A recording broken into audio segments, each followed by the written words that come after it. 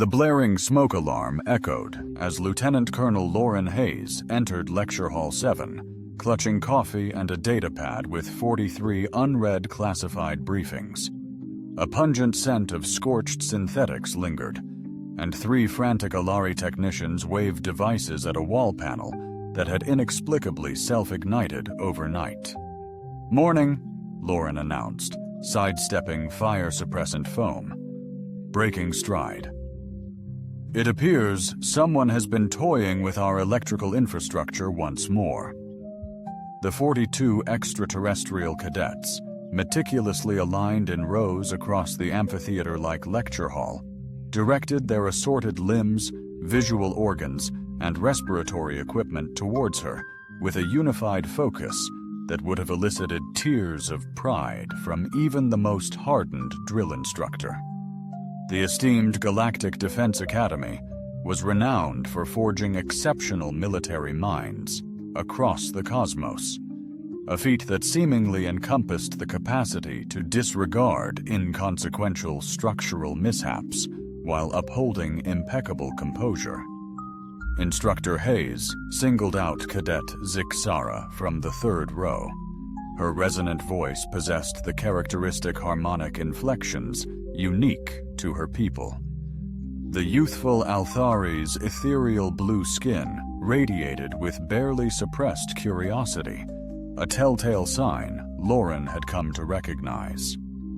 Shall today's discourse delve into the Terran military's perspective on tolerable casualties within asymmetric warfare contexts? Lauren hesitated, her coffee mug suspended mid-air. Over her half-year tenure at the Academy, she had become increasingly familiar with the aliens' penchant for inquiries capable of stunning a Pentagon briefing room into utter silence. The Althari, specifically, possessed an extraordinary aptitude for intellectual acuity, dissecting diplomatic courtesies with the ease and precision of a plasma cutter through tissue paper. "Intriguing start to the day, Cadet," Lauren remarked, placing her coffee on the podium and initiating the holographic display. "However, let's delve into something a tad less profoundly existential. Today's focus, the Battle of Kepler Station, should provide ample fodder for our minds." The display sprang vividly to life, showcasing a 3-dimensional rendering of the space station, now infamous as the pivotal arena of the Outer Rim conflict. The battle was relentlessly fierce, definitively game-changing, and widely hailed in official accounts as a sterling testament to human tactical ingenuity against insurmountable adversity. Classified records reveal Lauren was never meant to be aware. It was initially conceived as something drastically different. The Kepler Initiative offers a compelling case study in strategic resource deployment. Lauren proceeded, adjusting the hologram to illustrate the initial deployment strategy. Human forces were outmanned by a ratio of 4-to-1, outmatched in firepower by a factor of 12, and possessed only approximately 6 hours of sustainable life support upon the enemy fleet's arrival. Cadet Morex, a colossal K-warrior, brandished an arm. Instructor Hayes, tactical analysis indicates human triumph is statistically implausible, given these constraints. How do you explain this anomaly? Lauren offered a smile that didn't quite reach her eyes. That's precisely where it becomes compelling, Cadet. Human military philosophy prioritizes resourceful adaptability over sheer firepower. When standard approaches falter, we innovate. Innovate how precisely? Zixara interjected, her innate inquisitiveness surpassing typical academic restraint. Observe, Lawrence responded, progressing the hologram to highlight the decisive stage of the conflict. The station commander enacted a decision that breached nearly 15 articles of the Galactic Warfare Accord. He primed the station's fusion core for catastrophic overload, transforming the entire facility into a doomsday weapon. obliterating the enemy flagship and decimating half their armada. The classroom became hushed, save for the gentle hum of the ventilation and the faint discord of the maintenance crew debating electrical schematics in a babble of tongues. Lauren observed her students absorbing the details, a mesmerizing array of otherworldly emotions flickering across their faces. "That's self-destruction," Cadet Tillin breathed, her voice a faint murmur through her intricate respirator. "That's triumph," Lauren countered. The remaining enemy forces withdrew. The frontier settlements were salvaged, and hostilities ceased half a year later as the opposing regime petitioned for peace. Occasionally, the most unimaginable solution proves to be the sole effective one. Zixara's complexion had darkened to a richer azure, suggesting Lauren's discovery evoked either intense contemplation or profound anguish. "Commander Hayes, a confidential query, if I may." Every survival mechanism ingrained in Lauren's 15 years of service blared a red alert.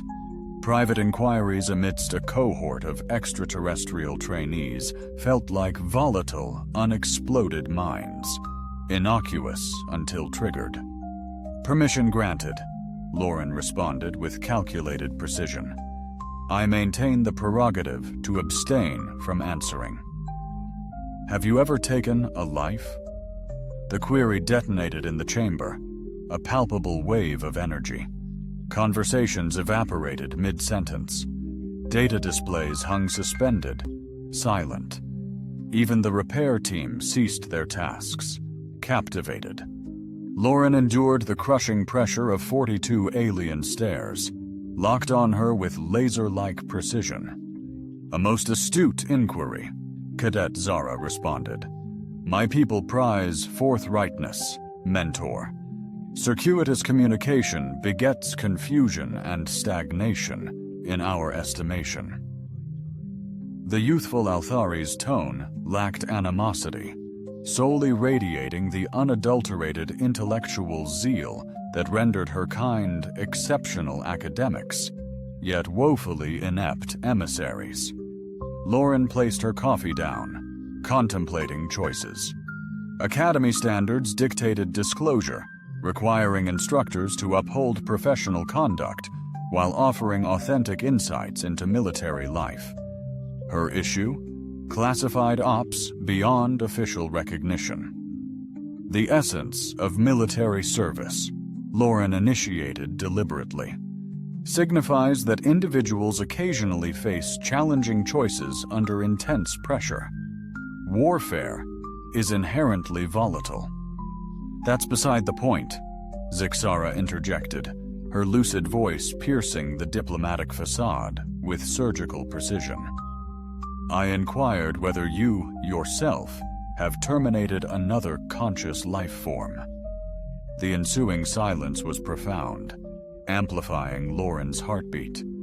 She gazed upon a vast ocean of alien visages, each embodying a unique species, culture, and cosmic perspective on humanity's role. Curiosity sparked in some eyes, concern clouded others, and a palpable fear gripped those truly grasping the question's magnitude. Cadix Zara Lawrence stated definitively that the information was beyond your clearance level. The voice echoed from the classroom's rear, silencing Lawrence with the undeniable power of one who habitually halts discourse. Director James Cross occupied the doorway, his dark attire and stoic demeanor broadcasting his Human Intelligence Services affiliation, the echelon of human intel that instilled unease in rival agencies. Lauren's stomach plummeted.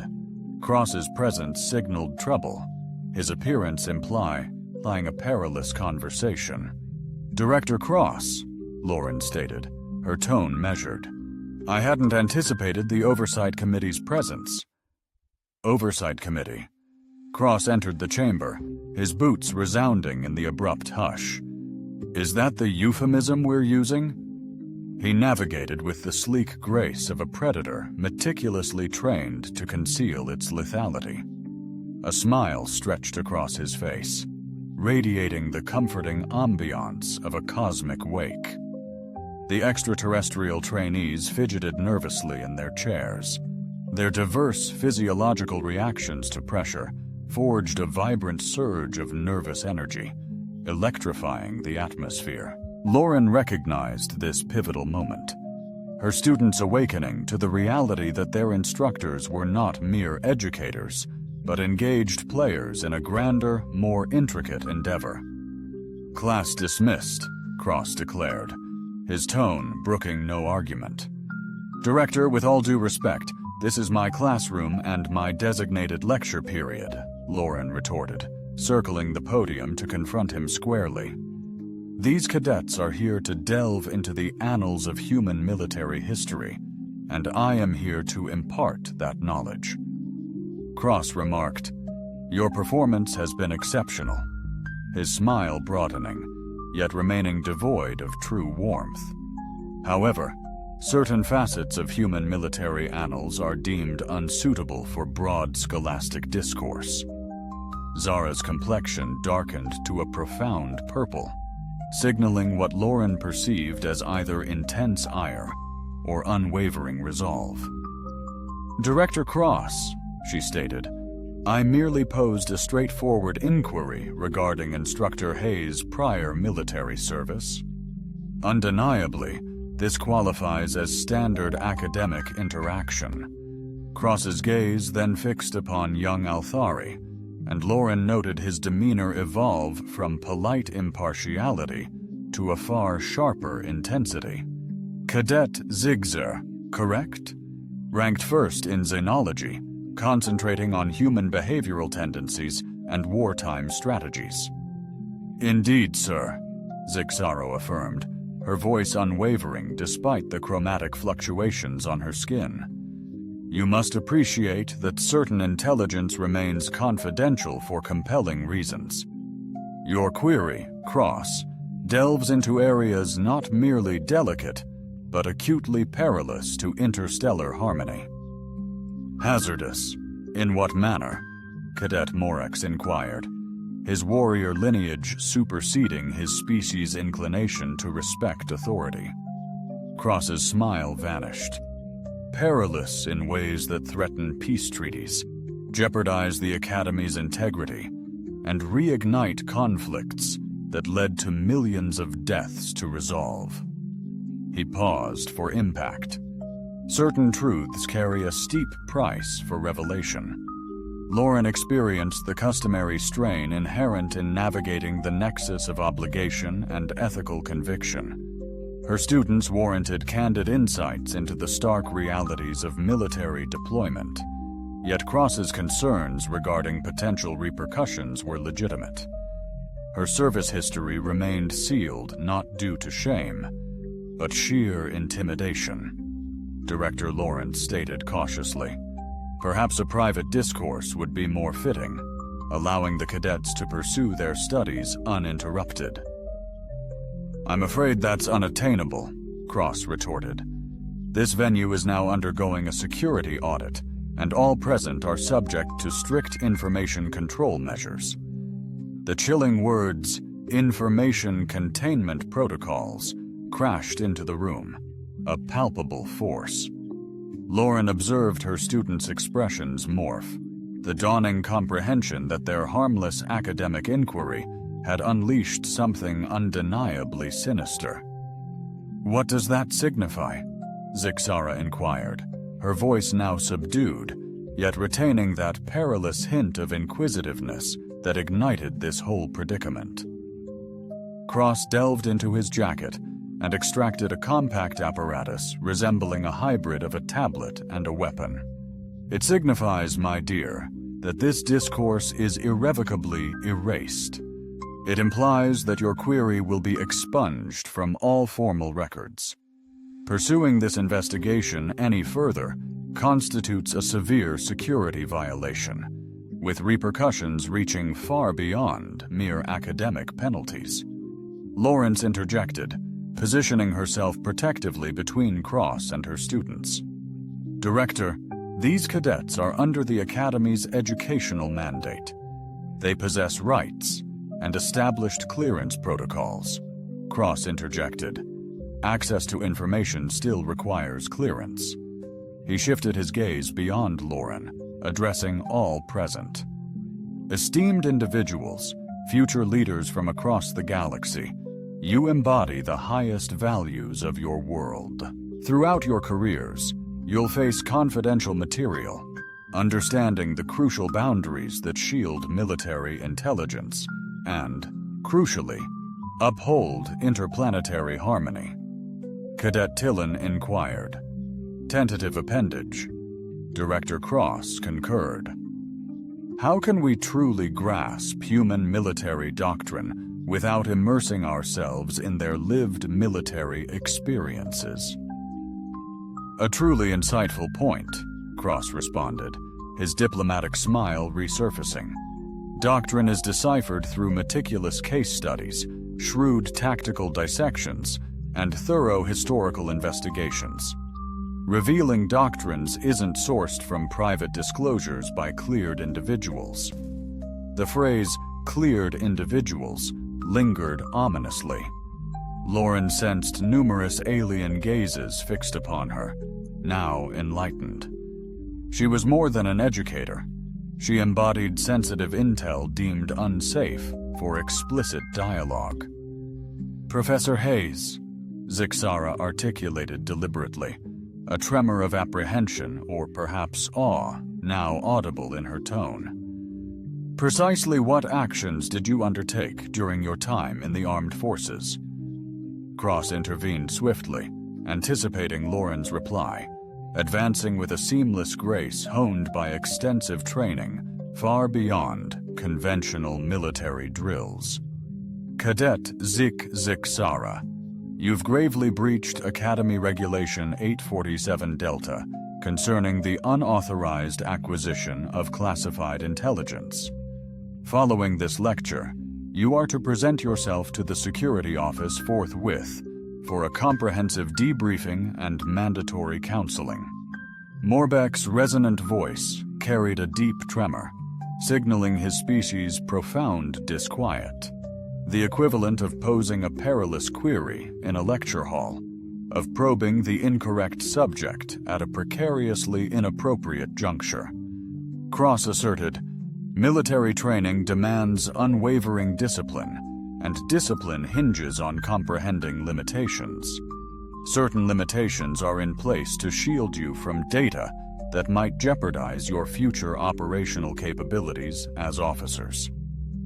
Lauren observed her students grappling with this intricate notion.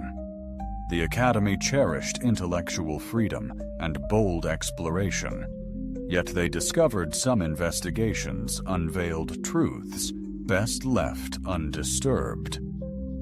Director Cross, Lauren announced, her voice resonating with the command of a leader accustomed to life or death decisions.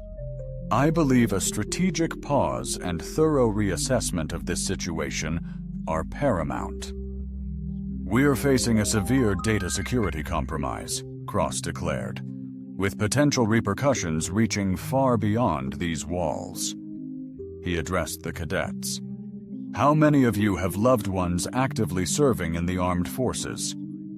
A multitude of hands, arms, and limbs shot up across the room. Lauren tallied over 30 responses. Who here has family relying on the existing peace accords for safety and sustenance? More hands shot up. Almost every student engaged in Cross's spontaneous poll. Then who'd jeopardize those families' safety, driven by mere curiosity about an instructor's military past? Hands slowly descended as Cross's point landed. Lauren witnessed a shift in her students' expressions as this intellectual endeavor bore tangible ramifications, rippling outwards from the ivory tower. I perceive, Cross stated, a note of fulfillment in his tone. You're grasping that certain intelligence is safeguarded not for the guardians of its secrets, but for those vulnerable to the repercussions of its unveiling. Zixara's skin evolved into a translucent, ethereal blue. Director Cross, are you implying Instructor Hayes' classified military background poses a threat to interstellar harmony? I'm asserting, Cross countered, that certain inquiries court disaster, and some truths are best left unspoken. His gaze locked onto Lauren. Even within the academic sphere, Lauren sensed the profound gravity of 15 years in service, a half-year of instruction, and roughly 42 alien intellects grappling with concepts that defied their universal comprehension. Indeed, her devotion to nurturing future military leaders through education fueled her decision to join the Academy's faculty, valuing the exchange of knowledge and insight. However, she realized certain experiences were excessively intricate, perilous, and strictly confidential for dissemination. Kadixara, Lauren asserted ultimately, your inquiry was valid, meriting a forthright response. But Director Cross insightfully highlights the inherent complexities in delivering a definitive answer. What complexities are we facing? Zixara inquired, her voice laced with the tenacious curiosity that initially propelled her into this predicament. Lauren deferred to Cross, who offered a subtle, almost imperceptible affirmation. The intricacies, Lauren articulated, stem from my military tenure, encompassing operations classified beyond officially acknowledged tiers. Revelations regarding these actions could destabilize the very peace accords that underpin institutions such as this academy. A profound hush descended upon the room, imbued with an entirely new gravity.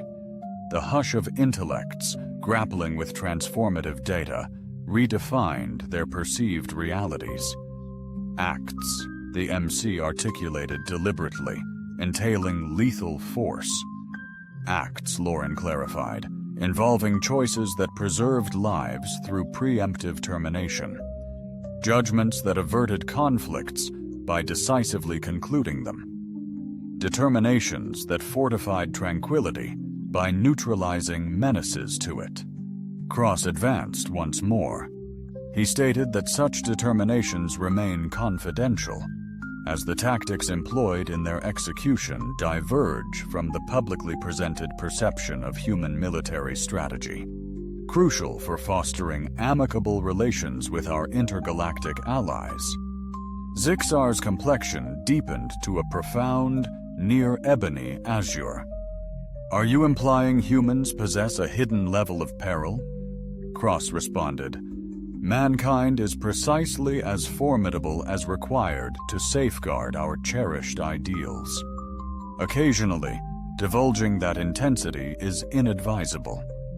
Lauren observed her pupils absorb this, a vibrant mosaic of extraterrestrial sentiments and comprehension unfolding. Months she'd invested, drilling into them humanity's war chronicles, a stark truth dawning. They'd grasped the facts, not the weight. Kepler Station, Ten breathed, the name fragile through her mask. The commander, the reactor gambit. Was it you? The query slammed into the room, a palpable wave, as every gaze locked onto Lauren with burning focus.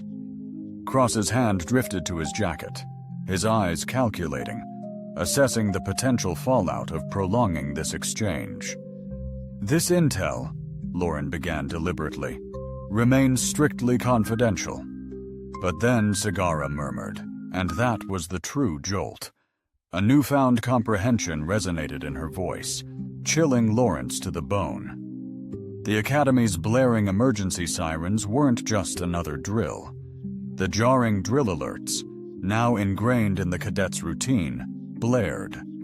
These profoundly unsettling sounds were exclusively for security compromises, enemy assaults, and crises demanding instant lockdown. Lauren had encountered them only twice in her half-year tenure, each time precipitating near-catastrophic interstellar diplomatic showdowns. Even before the siren's first wail faded, Cross's hand instinctively reached for his comm device. "Control, Director Cross here. Urgent status report?" The reply crackled in his earpiece, but Lauren gleaned enough to realize the crisis involved numerous security breaches erupting across the Academy's central grounds. Cross's demeanor transformed from professional solicitude to an intensely sharp focus. "All personnel, maintain your present positions," Cross declared to the classroom. "This entire facility is now operating under Code 7 security parameters." Cadet Moldsee's forearms visibly tightened against his desk.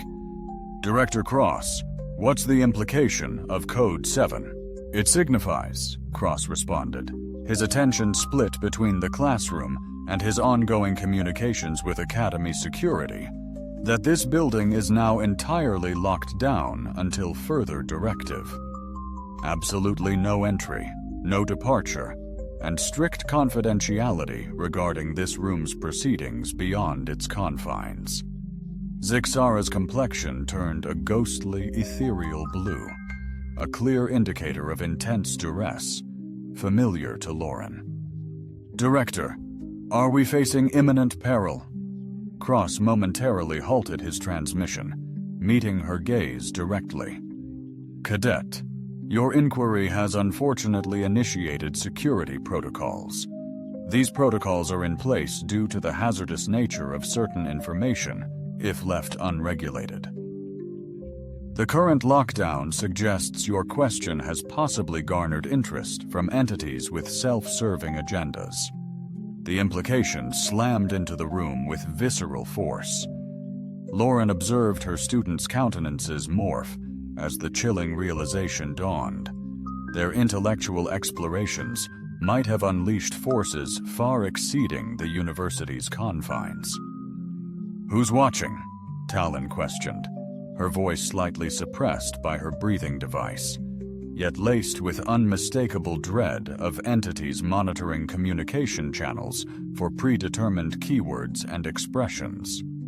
Cross stated, "Individuals with standing orders to probe into any unsanctioned discourse concerning classified personnel and their operations." Lauren experienced the well-known sensation of being scrutinized by inimical intelligence agencies. Throughout her tenure in active military service, she had become adept at identifying the nuanced indicators suggesting observation, tracking, and the sort of focus that could abruptly become lethal. The Academy, theoretically a sanctuary, was fortified by pacts ensuring intelligence agencies couldn't meddle here, Lauren voiced cautiously. "Director Cross, are you implying foreign entities are surveilling this very room?" Cross countered, "I'm positing certain dialogues are autonomously scanned by algorithms oblivious to the nuances between scholarly discourse and actionable data," gesturing around. "Every utterance here." The hushed atmosphere of the room, meticulously monitored for the last half hour, has been thoroughly documented, dissected, and designated for in-depth examination by multiple distinct intelligence organizations. The ensuing stillness was punctuated solely by the persistent wail of emergency responders and the gentle drone of the Academy's climate control infrastructure. Lauren observed her students absorbing the data, an intricate mix of alien stress and bewilderment manifesting in their physiological responses. "Which intelligence agencies?" Zixara inquired, her inquisitiveness seemingly outweighing her survival instincts. Cross flashed a smile, devoid of the cordial warmth he'd previously exhibited. The sort who prefer anonymity, cadet, the sort operating within legal gray areas, the sort authorized to implement measures they see fit to safeguard classified intel. Cadet Haltz, a reserved Nexari Council delegate, seldom vocal in class, raised a slender appendage. "Director Cross, what measures would they deem crucial?" "That depends," Cross responded, "on their assessment of the threat's magnitude. Should they perceive this classroom dialogue as a negligible security lapse, they might merely observe subsequent exchanges and submit a record. However, if they judge it a grave menace to operational integrity, they could implement more assertive strategies." "Direct intervention," Morex echoed, a low growl rumbling in his voice, his species' telltale sign of deep unease. "Are you suggesting neutralization?" Cross's face remained impassive, but Lauren noticed the subtle tightening of his shoulders, a clear indication he was bracing for potential conflict. "I believe any measure deemed necessary to halt the security incident is warranted." Lauren advanced, positioning herself protectively before her students. "Director, these cadets are under the sacred guardianship of the Academy's educational mandate. Interspecies law grants them undeniable rights, shielding them from repercussions for scholarly investigation." Instructor Hayes Cross retorted, "You, above all others, should grasp that certain scenarios surpass conventional legal safeguards. Once classified intel is implicated, the paradigm shifts." The utterance, "you, above all others," conveyed undercurrents that sent a chill down Lauren's spine. Cross's implication extended beyond her mere military background. He alluded to exclusive insights into her actions, surpassing any data within her formal profile. "Elaborate," Zix demanded, her tone edged with the very astute intellect that had initially propelled her into this predicament. Cross fixed his gaze upon Lauren, and she discerned the wheels turning in his mind, meticulously evaluating the advantages of revelation versus the perils of sustained secrecy.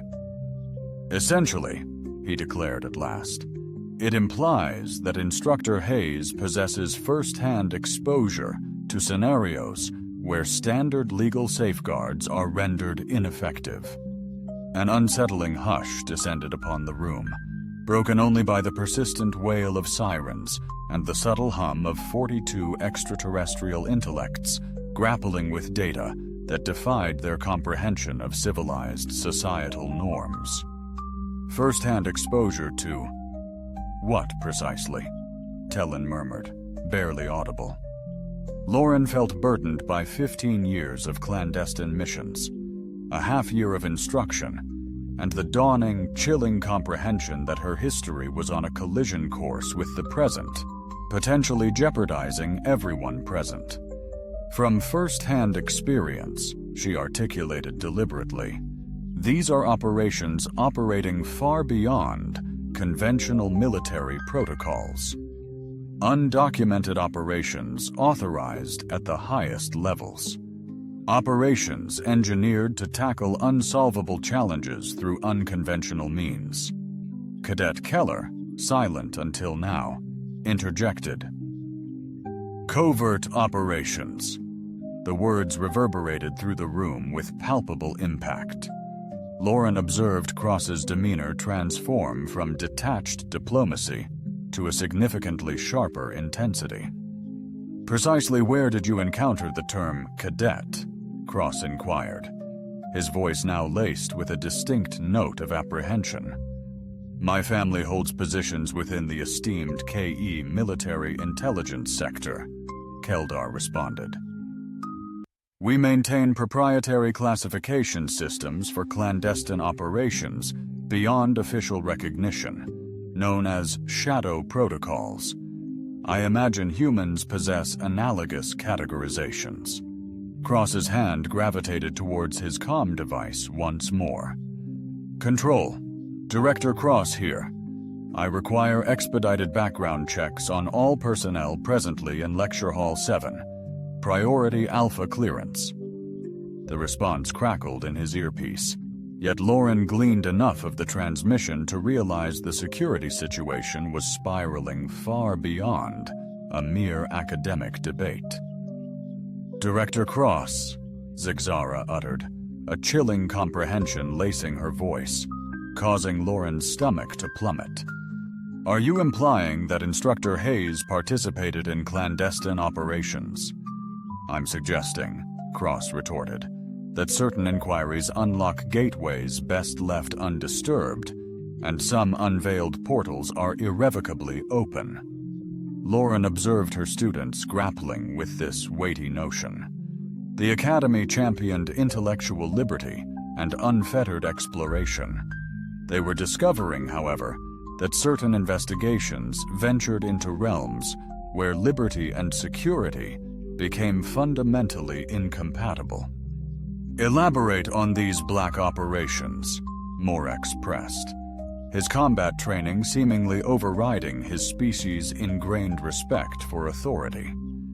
Cross glanced at Lauren, and she perceived the precise instant he resolved to disclose information that would irrevocably reshape her students' understanding of human military strategy. "Operations," Cross began deliberately, "that involve proactively neutralizing potential conflicts to maintain harmony between species and prevent power imbalances. Stopping wars before they erupt, ensuring lasting peace. Shielding innocent civilians by removing those who pose a danger to them." The ensuing hush was absolute. Lauren distinctly heard her pulse, gazing upon a sea of alien visages, each embodying a unique species, culture, and perspective on justice, morality, and pragmatic malevolence. "Assassination," Tillin murmured, her voice a mere breath through her respirator. "Precise neutralization of critical threats, strategically calibrated. Meticulously planned operations aimed to curtail collateral damage and amplify strategic influence." Zigzara's skin had morphed into a profound, near ebony blue, and Instructor Hayes was integral to these initiatives. Instructor Hayes Cross, renowned as a top-tier operator in special operations history, boasted unmatched success, pioneered inventive tactics, and achieved mission completion in seemingly insurmountable situations, cementing her legendary status within intelligence circles. Lauren sensed 42 extraterrestrial eyes lock onto her, now enlightened. She wasn't merely their instructor, she was a seasoned eliminator, honed, armed, and empowered to neutralize threats to humanity with tactics beyond conventional warfare. "The Count?" Zix inquired, her tone laced with the same perilous fascination that had ignited this whole affair. "How many what exactly?" Cross parried, his face betraying he understood perfectly. "Just how many lives did she extinguish?" The query lingered, a suffocating miasma. Lauren felt the crushing burden of a decade and a half of clandestine ops, scores of triumphant assignments, and a casualty tally sealed away not from shame, but from sheer horror. "The intel," Cross stated deliberately, "is classified beyond officially acknowledged levels. Its secrecy stems from a magnitude capable of shattering interspecies harmony if revealed. A palpable hush then descended, distinct in its gravity. The silence was thick with minds grappling with seismic shifts in their understanding of humanity. Potentially destabilizing for all interspecies relations," Morex amplified, his tone laced with a novel blend of apprehension and profound respect. "Potentially enough," came the echoed confirmation, "to make our galactic compatriots question humanity's trustworthiness as peacekeepers, or whether we are, in essence, apex predators, exceptionally adept at masking our primal nature." Lauren observed her students absorb this revelation. Insights into their varied physiological reactions reveal an intricate mosaic of extraterrestrial emotions and comprehension. She devoted months educating them on human military chronicles, yet now recognized they'd never grasped its profound significance. "The Kepler station siege," Keller articulated abruptly, his tone imbued with a newfound clarity. The base commander's reactor rigging was a fabrication, a smokescreen. Cross maintained his composure, though Lauren detected subtle tension in his shoulders, signaling he braced for a potentially explosive, irreversible discussion. "Explain further," Cadet Cross requested cautiously. "Official reports claim the commander heroically chose to sacrifice himself and crew to halt the enemy fleet," Keldar pressed on. "Yet should Instructor Hayes have been tied to covert ops, and if she indeed was stationed at Kepler, then the reactor's surge wasn't a last-ditch act of heroism. It was a meticulously orchestrated operation, designed for the precise elimination of a high-value target." The profound implications of Keldar's incisive analysis resonated through the room with undeniable force. Lauren felt the collective gaze of the classroom bore into her, laser-focused, and she witnessed the pivotal moment when her students grasped that their previously held understanding of a landmark battle in recent military history was, in essence, a skillfully fabricated deception. "The enemy flagship, Zixara," she breathed, her voice tinged with dawning comprehension and chilling dread. It wasn't simply annihilated in the blast. A figure was aboard, a VIP significant enough to warrant obliterating an entire space station just to erase them. Cross's hand edged toward his jacket, and Lauren perceived the wheels turning in his mind as he meticulously analyzed the potential risks versus the rewards of prolonging this exchange. "Kadexara," Cross stated deliberately, "you're now venturing into realms of classified data that could swiftly lead to your apprehension and intensive questioning by numerous global intelligence organizations." "But I'm accurate," Zixara retorted. Her relentless curiosity dwarfed her self-preservation instincts. Instructor Hayes didn't just participate in the Battle of Kepler Station, she masterminded it. Lauren felt burdened by a top-secret revelation concealed for more than a decade. A critical mission averted a catastrophic war, saving millions, coupled with the dawning awareness that her students were on the cusp of understanding humanity's true potential when pushed to the brink. "The crux," Cross murmured, "is whether you can bear the weight of being right." Then darkness descended. As the primary power faltered, emergency lights activated within 3 seconds, casting Lecture Hall 7 in an unsettling crimson radiance, turning recognizable countenances into strange, shadowy visages. Lauren's hand automatically gravitated towards her hip, a subconscious habit, seeking a firearm no longer present, absent for half a year, ever since she exchanged military garb for an educator's relaxed attire and the pretense of a tranquil scholarly existence. Cross clutched his comm device, a menacing weapon in his other hand. "Control, Director Cross here. Sector 7 blackout. Backup status?" The terse reply, via earpiece, etched concern on Cross's face. Lauren only caught snippets of the grim report. External disruption, multiple compromised access points, unidentified adversaries. Zixara's voice, sharp amid the crimson gloom, echoed the cold calculation that ignited this crisis. "This isn't a simple power outage, correct?" Cross's laugh lacked any genuine amusement. "Cadets, by this critical juncture in your training, it's vital to grasp that coincidences surrounding classified operatives are exceedingly rare." The revelation struck the room with palpable impact. Lauren observed subtle shifts in her students' expressions under the emergency lights, their diverse stress responses orchestrating a symphony of unsettling dread and bewilderment that charged the atmosphere. The power was deliberately severed, Mork stated, his forearms tightening against the desk, a subtle display betraying the warrior training battling his scholarly composure. Someone deliberately cut the power, Cross affirmed.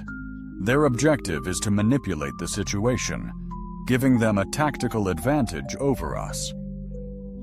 The young cadet cautiously elevated one of his lengthy limbs, the gesture casting peculiar silhouettes in the crimson illumination. Elaborate on those operational objectives, Cross responded, his focus split between the lecture hall and his persistent efforts to reconnect with Academy security.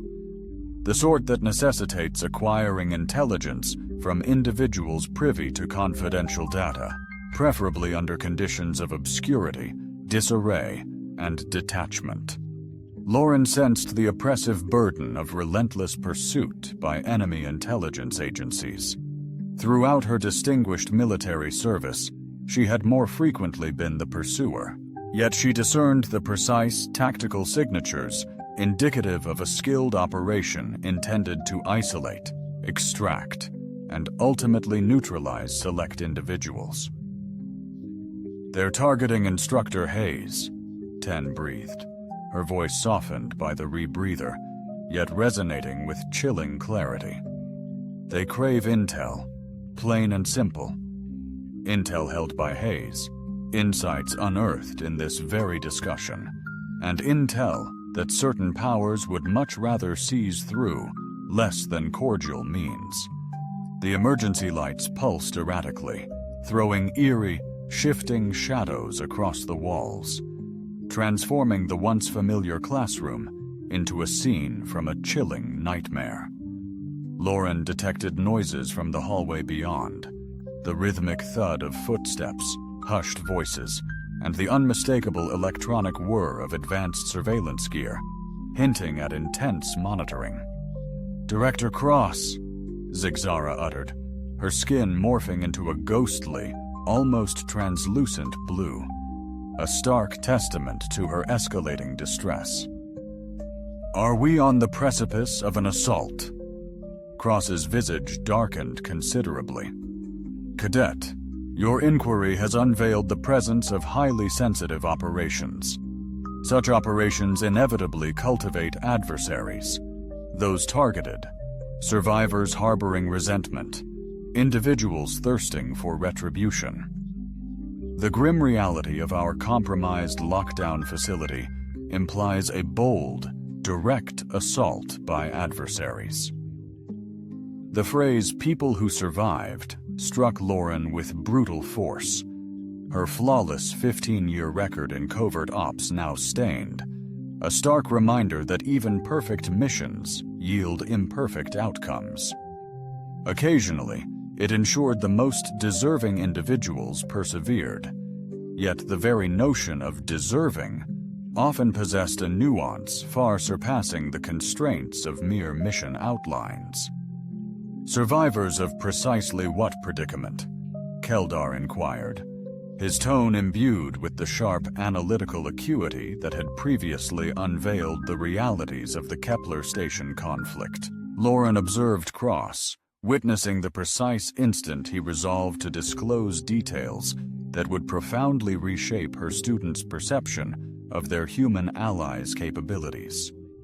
"Survivors of covert missions meticulously crafted to neutralize distinct menaces to interspecies harmony," Cross articulated deliberately.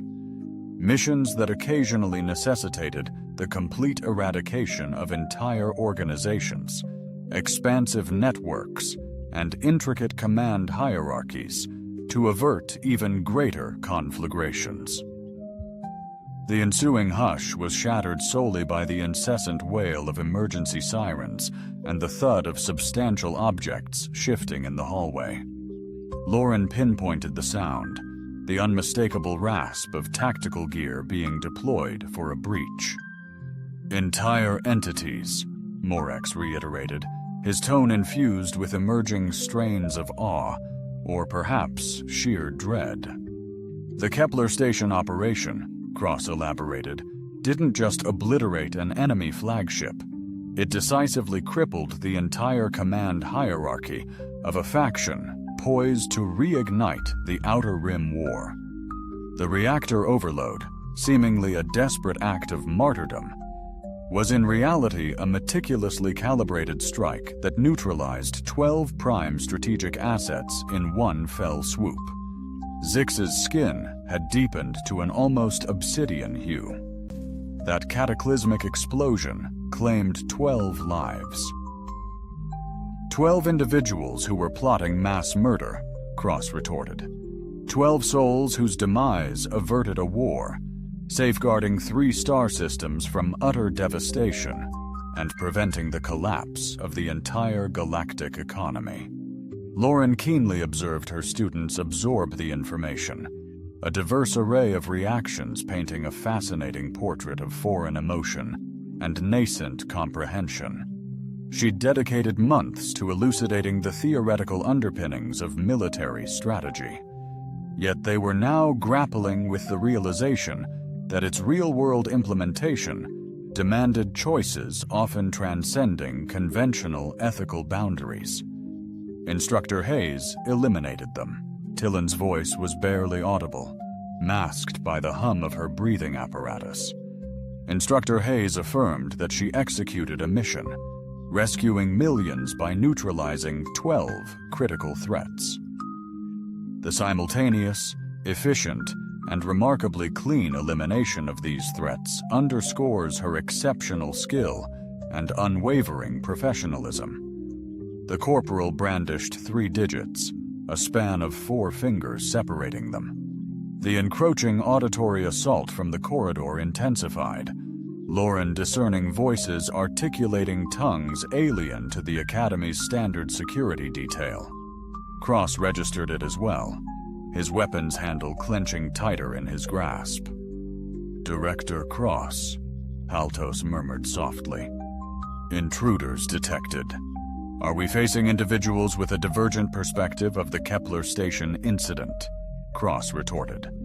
"Individuals convinced the explosion's 12 victims weren't threats to neutralize, but luminaries demanding retribution." The revelation impacted the room intensely. Lauren sensed 24 otherworldly gazes lock onto her with sharpened comprehension. She was more than just an educator. She became a prime target, with individuals meticulously plotting payback for over a decade.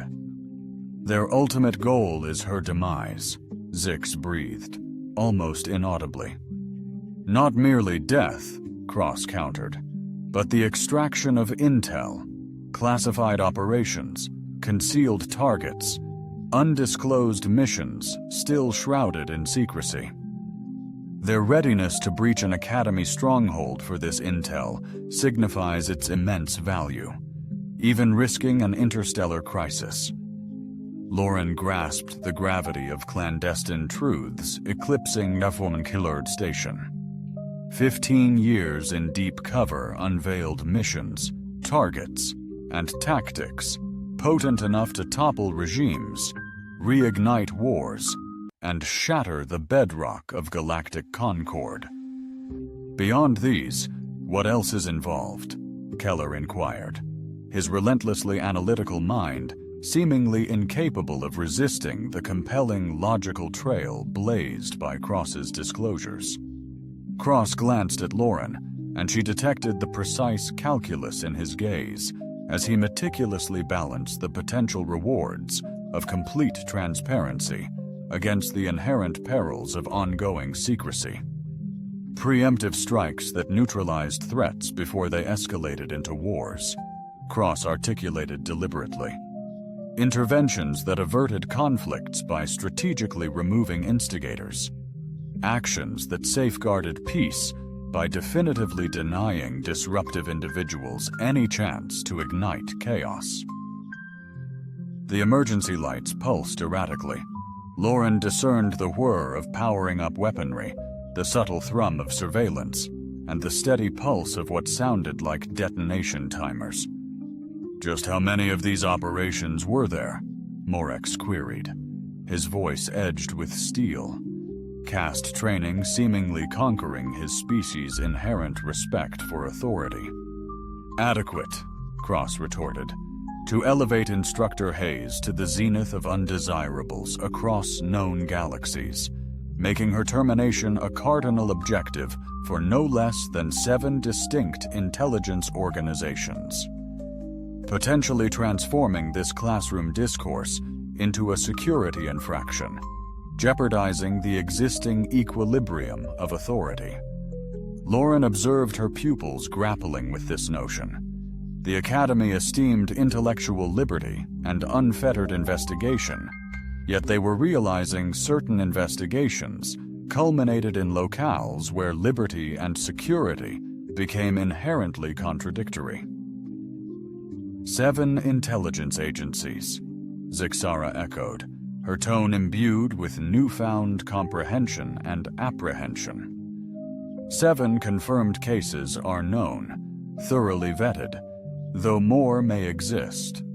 Classified operations inherently breed adversaries over extended periods. Some possess exceptional resources, unwavering resolve, and incentives exceeding typical criminal or military capabilities. The hallway clamor ceased suddenly, yielding to a stillness far more chilling than the preceding sounds. Lauren discerned the strategic sequence, the ultimate readiness stage before an incursion. Assault squads were inspecting gear, validating aims, and poised to advance with deadly precision.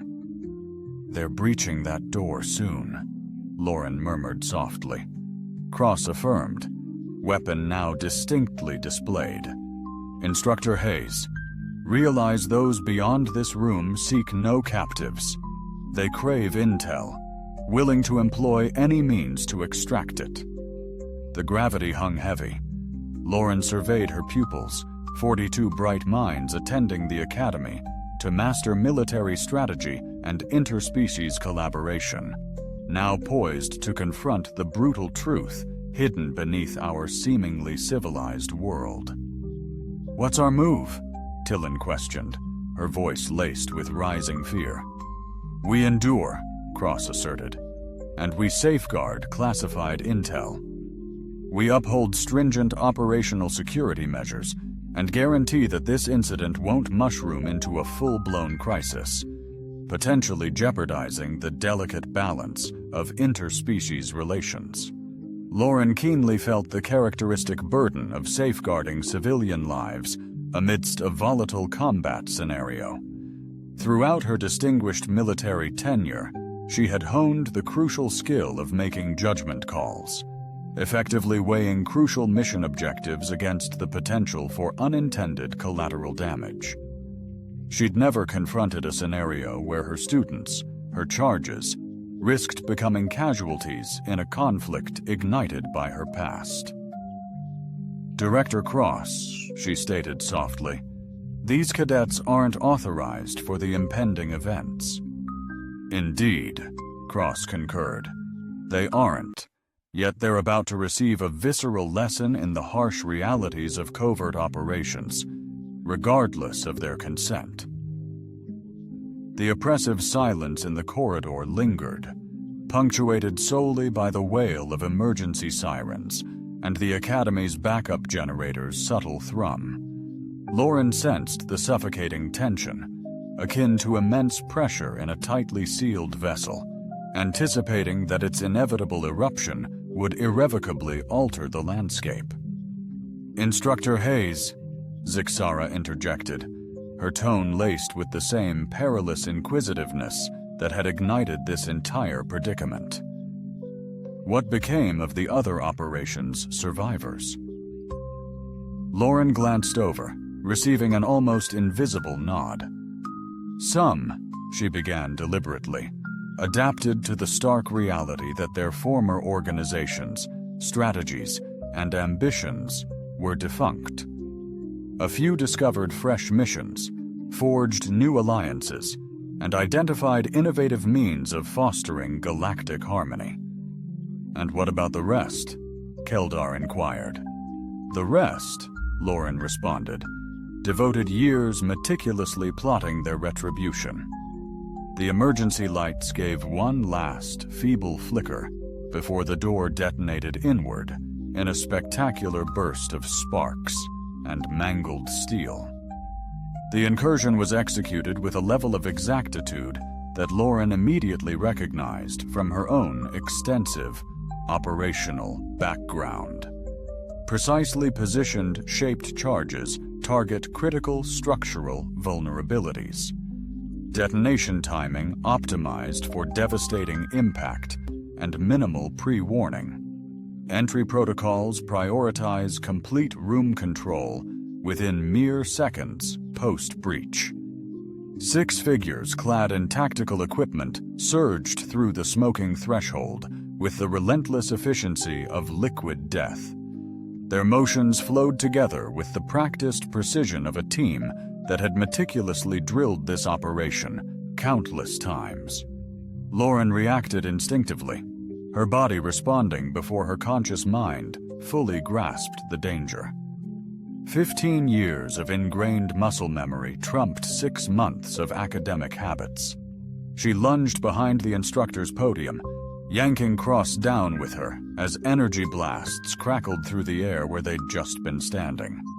The room choked with the unique aroma of military-grade plasma discharge, intertwined with the sharp tang of superheated atmosphere, punctuated by the raw terror of 42 alien cadets abruptly initiated into the brutal reality of war beyond textbook theories. "Get down!" Cross bellowed, his weapon spitting controlled bursts, reflecting a veteran's cold calculation honed from countless harrowing encounters. "Attention, cadets. Immediately assume emergency positions behind your desks." The tactical team leader issued commands in a dialect Lauren vaguely remembered, a guttural language unheard for over a decade. The harsh, guttural military dialect of the hegemony, officially outlawed following the peace agreement. The words were sharp, precise, radiating the gravitas only years of meticulous preparation could forge. Target locked. Instructor Hayes, unconditional surrender is your only option, or we will systematically terminate your students until you yield. Lauren felt the agonizing pressure of untenable battlefield decisions. Her decorated military past held similar grim ultimatums, but never involving civilians, especially not vulnerable students who entrusted her with knowledge, not exposure to the brutal truths of her covert past. "Instructor Hayes," Zixara's voice sliced through the din, resonating with the same sharp, calculated intellect that had ignited this whole predicament. "Presumably, these are the survivors you alluded to, correct?" The tactical team leader pivoted his helmet towards the youthful Alari, and Lauren witnessed the instant the mission's directives morphed from a straightforward retrieval into a significantly intricate endeavor. "Intriguing," the leader remarked, his voice laced with a hint of playful amusement, or perhaps veiled menace. "Cadet Zixara, Alari Diplomatic Corps, specializing in decoding human behavior. Your incisive questions today have been extraordinarily insightful." A palpable wave of realization crashed through the chamber. Lauren grasped it wasn't merely vengeance. It was an intel-gathering op, ignited by the classroom chat, scrutinized via surveillance, and executed with meticulous preparation. "You've been observing us," Cross stated, weapon aimed at the squad leader. This entire scenario was meticulously orchestrated. "Director Cross," the commander affirmed, "your reputation for incisive tactical analysis is truly well earned. Indeed, we've been vigilantly monitoring communications originating from this facility for quite a while. And yes, We strategically arranged for specific inquiries to be posed by select students.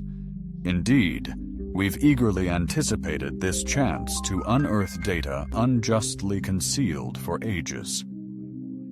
A chilling realization dawned on Lauren, enveloping her like an icy shroud.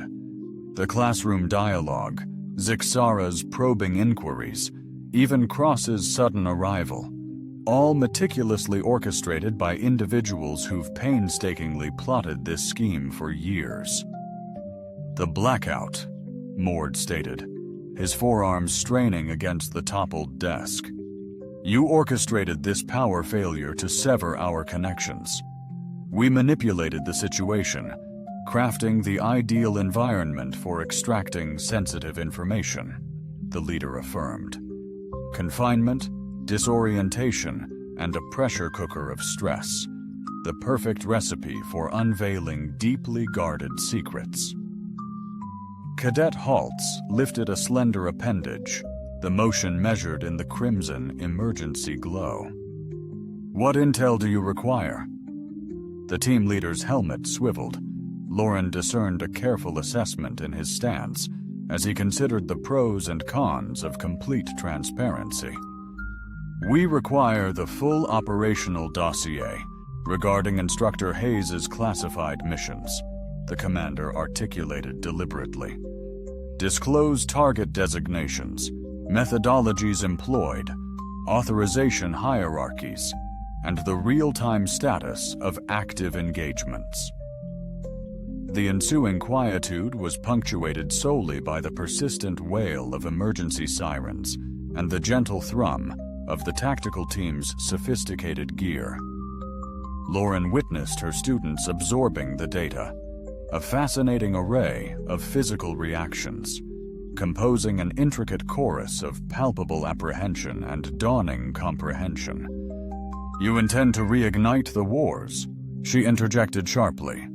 Tillerin breathed, her voice softened by her breathing mask, yet laced with undisguised dread. "Our mission is to reinstate the power equilibrium fractured by unsanctioned human meddling," the leader clarified.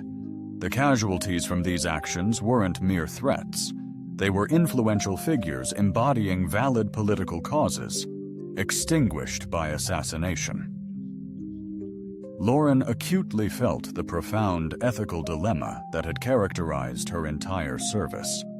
The individuals she neutralized were undeniably leaders, yet they spearheaded impending genocide, devastating terrorism, and catastrophic wars threatening countless lives. The fact they embodied sanctioned political motivations didn't alter the brutal reality of their intended actions. "Sanctioned political motivations," Keldar echoed, his sharp mind meticulously dissecting the ramifications. "You're referring to the faction scheming to reignite the Outer Rim War? We champion the Alliance, forging a fairer redistribution of wealth and governance across the Outer Territories," the leader asserted. "The very Alliance eradicated by a meticulously crafted act of terror, masked as a valiant self-sacrifice." The words reverberated through the room, striking with palpable force. Lauren observed her students' expressions morph as they grasped the profound realization that identical events could be viewed through vastly different lenses, shaped by perspective, political loyalties, and access to privileged intelligence. "Kepler station's fall," Zixara mused, her skin deepening to a profound blue, signaling deep contemplation. "You posit it was an act of terror, not a strategic military strike." "We assert," the leader responded, "that the calculated obliteration of a civilian space station, executed to eradicate key political figures, unequivocally fulfills the criteria of terrorism by any sensible assessment. Human intelligence authorization doesn't absolve the act's inherent nature." Cross's weapon was still trained on the team leader, but Lauren detected a visible struggle with the profound moral quandary. Those leaders, Cross stated deliberately, were scheming to ignite conflicts, resulting in millions of civilian casualties. The Kepler Initiative preempted those clashes.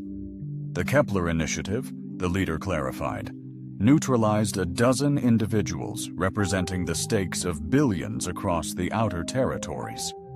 Individuals who continue to await retribution, meticulously plotting their comeback, striving to reinstate the power equilibrium fractured by human encroachment. Lauren now grasped the profound weight of repercussions stretching far beyond mere tactical maneuvers. After 15 years immersed in clandestine operations, her focus had been laser-pointed on immediate mission objectives, often overshadowing the broader, enduring political ramifications of her choices. "What's the head count?" Morix inquired, his combat training seemingly eclipsing his species' inherent respect for superiors. "Sufficient," the leader responded, rendering current peace treaties obsolete. "Sufficient to reignite dormant conflicts.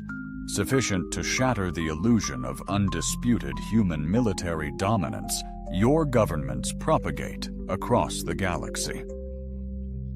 The emergency lights pulsed erratically, and Lauren detected noises from the hallway indicating the tactical team had backup. Increased footsteps, amplified voices, and sophisticated tech being deployed suggested a far grander scheme. "This transcends mere vengeance," Lauren murmured. "It's about acquiring crucial intel for a sprawling war." Her gaze met the tactical team leader's helmet as it swiveled toward her, and she witnessed the precise instant the operation's core rationale crystallized. "Instructor Hayes," the leader stated, "for 15 years you've neutralized perils to human prosperity, averted conflicts threatening human supremacy, and upheld a power equilibrium that prioritizes humanity's political and economic ambitions above all other species." The ramifications were truly monumental. Lauren understood her covert missions hadn't merely neutralized isolated dangers. They had meticulously dismantled resistance to humanity's burgeoning reach, dominion, and authority in interspecies dynamics. "Are you suggesting humanity has orchestrated galactic power plays via targeted assassinations?" Zix inquired, her tone laced with newfound comprehension and dread. "We posit," the leader responded, "that human military strategy encompasses the calculated removal of political adversaries, masked as anti-terrorism efforts. The victims of these operations were decidedly not terrorists. They stood as beacons, offering visions beyond human dominance." An utter hush descended, so profound Lauren could discern her own pulse. Her gaze swept across the assembly of extraterrestrial visages, each embodying a unique species, culture, and framework for comprehending justice, morality, and legitimate governance. "The peace accords," Tillin breathed. "They're not to genuine peace at all. These are the instruments of surrender. The peace accords, as affirmed by the Supreme Commander, signify humanity's definitive ascendancy in the cosmic theater. They were brokered following the decisive neutralization of pivotal dissenting voices. Critical resistance cells were shattered, and vital alternative power paradigms were obliterated through maneuvers mirroring those masterminded by Instructor Hayes. Lauren now bore the profound burden of 15 years immersed in classified operations, viewed anew. Each completed mission, neutralized threat, and eliminated target had meticulously built a campaign securing human preeminence in interspecies relations. Yet, Keldar mused, his sharp mind grappling, the averted wars, countless lives spared. Human lives, specifically, the leader amended. Prevented conflicts, averted human expansion into territories claimed by species' ancient lineage. Saved lives, primarily shielded colonizing humans, encroaching millennia inhabited worlds. The situation's moral quagmire became profoundly intricate. Lauren now grasped that her distinguished military trajectory had been erected upon presumptions of human virtue far more intricate than she had previously acknowledged. Therefore, what transpires henceforth? Cross inquired, his weapon steadfastly aimed at the tactical team's commander, yet his tone betraying nascent nuances of apprehension. The leader responded, "Instructor Hayes furnishes us with exhaustive operational dossiers of her classified endeavors, names, dates, methodologies, clearance tiers, and the present status of active engagements. Data crucial to re-establishing the political equilibrium destabilized by human meddling." Lauren surveyed her cohort, 42 bright minds drawn to the academy to master military tactics and interspecies collaboration, only to unearth that their academic bedrock was rooted in calculated duplicity and control. "And should I decline?" Lauren inquired. The tactical team leader brandished his weapon, subtly adjusted its trajectory, zeroing in on Zixara with an unnerving accuracy indicative of rigorous training. "Then," the leader articulated, "we shall commence showcasing the ramifications of human military protocols by neutralizing all personnel compromised by sensitive intelligence. Commencing with the inquisitive student who posed those insightful inquiries." Lauren grappled with the crushing burden of battlefield decisions. Yet this was bigger than mere survival. The intel at stake could shatter governments, reignite dormant wars, and erode the very bedrock of interspecies harmony. "Perhaps there's another way," she murmured. The helmet of the tactical team leader pivoted towards her, and she witnessed the precise instant the operation's boundaries redefined themselves. "Instructor Hayes," Cross cautioned, his voice laced with apprehension, "whatever strategy you're contemplating, remember certain intel is far too volatile to disseminate." Lauren countered, "And some truths are far too perilous to suppress." She rose deliberately, her hands displayed openly and devoid of weaponry, her stance suggesting capitulation. Yet her gaze betrayed the strategic brilliance that cemented her status as one of the most formidable operatives in military annals. "The third path," she declared, fixing her gaze on the tactical team leader, "is for me to furnish you with intelligence far surpassing mere operational logs.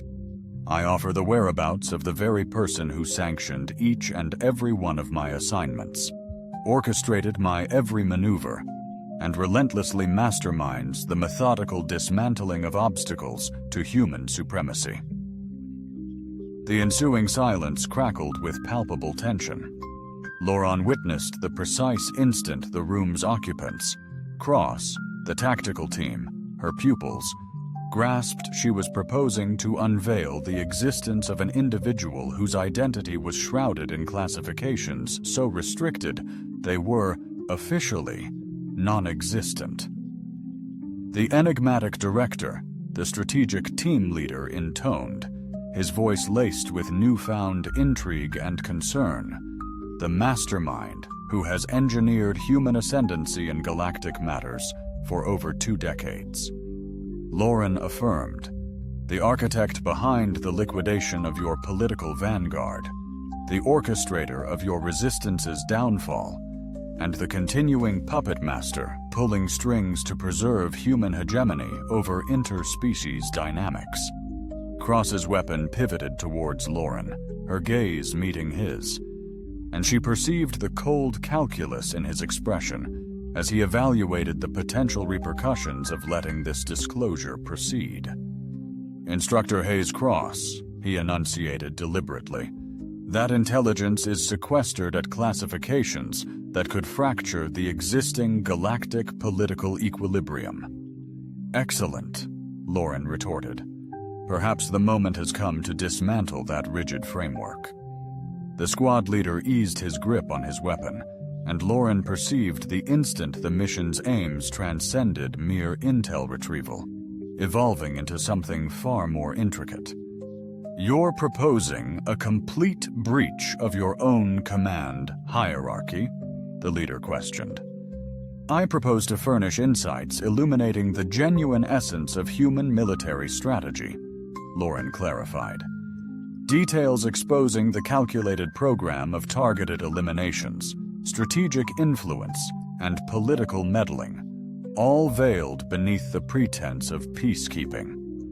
Gazing at her class, 42 brilliant young minds now realized their entire education rested on a bedrock of deceit and brutality. They were owed the unvarnished truth about the cosmos they were being groomed to protect. The clandestine director, she revealed, her voice imbued with the gravity of 15 years in deep cover ops and half a year spent instructing pupils worthy of authenticity, is embedded within a phantom facility, orchestrating unsanctioned operations via unacknowledged methodologies. With the tactical team leader's weapon fully lowered, Lauren recognized the pivotal moment when the operation's triumph was all but assured. Location? The leader pressed. Lauren's smile emerged, devoid of the affability she'd projected during countless hours of training. Intelligence, she stated, is invariably contingent. The emergency lights pulsed a final, dying breath before the familiar hum of the power grid surged back, flooding the room with a stark illumination. The tactical team's weapon seemed even more lethal in the newfound light, and the students' faces registered pure, unadulterated shock. Conditions? The leader pressed. Their safe departure, Lauren stated firmly. They rejoin their families, their nations, their ordinary existences. They'll completely disregard anything discussed here, and no intelligence agency will ever reach out about this event. She lingered, her gaze sweeping across her students, perceiving the dread, bewilderment, and comprehension etched on their otherworldly faces. Consequently, she proceeded, I'm granting you intel, empowering you to neutralize the person manipulating humanity's galactic supremacy for more than 20 years. Intel poised to reshape the political landscape you've battled to command. The squad commander weighed the proposal, his visor pivoting towards his unit as they engaged in a swift, soundless debate via comms. Acknowledged, the commander affirmed. Your trainees are extracted securely, and you divulge the Shadow Director's coordinates. Laura acknowledged, deeply aware of the profound choice reshaping her students' futures, interspecies harmony, and the balance of power dominating galactic affairs for over 2 decades. The clandestine director, she stated deliberately, works from Black Site Omega in the Centauri system, orchestrating operations via a network boasting nearly half of the present human diplomatic corps and methodically suppressing political dissent against human ascendance. For more than 2 decades, an absolute hush descended, so profound Lauren distinctly perceived the gentle thrum of the Academy's climate control and the faint echoes of regular campus life beyond their sealed-off haven of shock and unveiled truths.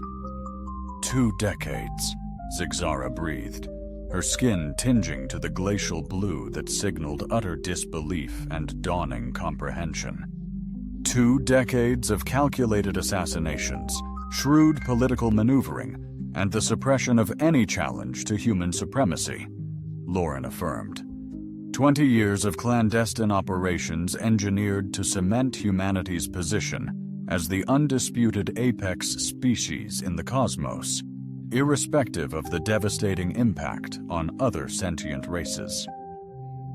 The tactical team leader's helmet swiveled toward Cross, his weapon still trained on Lauren, his face betraying an inner conflict sparked by her stunning disclosures.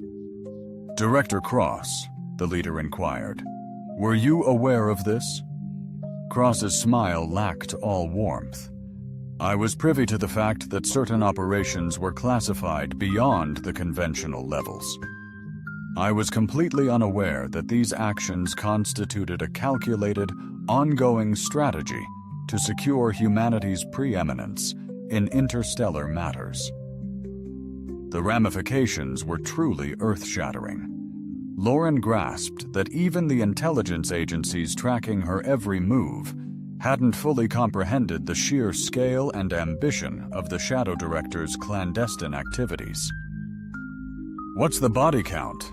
Tillin inquired, her voice strained by her respirator, yet laced with unmistakable dread. "Sufficient," Lauren responded, "to guarantee humanity encounters minimal organized resistance as we spread, exert our power, and dominate interstellar relations. Sufficient to render these so-called peace accords a mere ratification of human triumph, far from a sincere pact between equals." The squad leader affirmed, his stance betraying his contentment with the intelligence gathered. "This fundamentally alters the landscape," he declared. "Neutralizing the clandestine director will pave the way for re-establishing political equilibrium, reinvigorating authentic resistance efforts, and contesting humanity's pervasive control over intergalactic matters." Lauren gazed upon her students one last time, perceiving the trepidation, bewilderment, and nascent comprehension etched upon their unique faces, realizing this knowledge would resonate with them eternally. "Class is adjourned," she uttered softly. The tactical squad initiated their extraction, their motions as meticulously precise and harmonized as their initial breach. The commander halted at the ravaged entrance, his visor pivoting towards Lauren, perhaps with reverence, perhaps with compassion. "Instructor Hayes," he declared, "you've unveiled intelligence poised to redefine galactic dominance.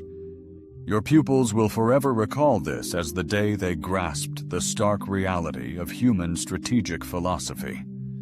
Lauren acknowledged, sensing the profound repercussions stretching infinitely past these academy walls, past all prior imaginings of her teaching role.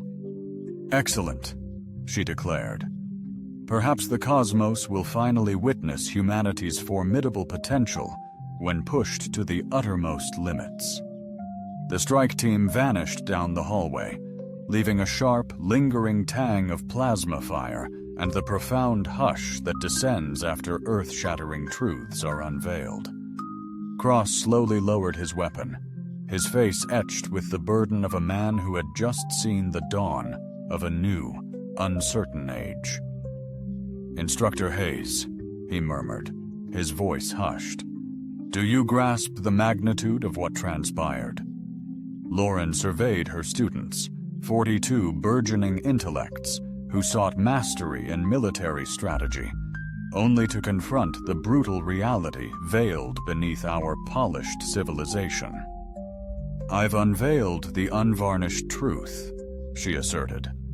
At last, Zixara's skin transformed, settling into a profoundly thoughtful azure. "The stark truth of human military doctrine," Lauren elucidated, "the stark reality of humanity's ruthless pursuit and preservation of dominance. The insidious eradication of dissenting voices, masked as legitimate counter-terrorism efforts. The unvarnished truth of 2 decades dedicated to securing humanity's paramountcy throughout the galaxy." The ensuing hush was punctuated solely by the gentle whir of the Academy's climate control and the muted cadence of typical campus life unfolding beyond their secluded sphere of disclosure and its ramifications. "So what's the play now?" Modax inquired, his combat-honed discipline seemingly wrestling with the profound ethical dimensions of his newfound understanding. "Right then," Lauren declared, "return to your loved ones, your nations, your everyday existence. Erase everything you've witnessed within these walls, and breathe not a word of this affair to another soul." She lingered, her gaze sweeping across each student, discerning comprehension in their otherworldly expressions. "And throughout the cosmos," she pressed on, "the universe now comprehends the dire repercussions when humanity claims to uphold peace while methodically eradicating any individual daring to question their skewed interpretation of that peace." The agonizing wail of emergency sirens abruptly ceased, replaced by a profound silence that resonated like the definitive closure of a pivotal era and the nascent dawn of an unforeseen future, destined to irrevocably alter the course of existence. "Our perceptions of Earth were flawed," Zixara murmured, her tone imbued with a newfound comprehension that would indelibly shape her future. "Indeed," Lauren concurred. "You were."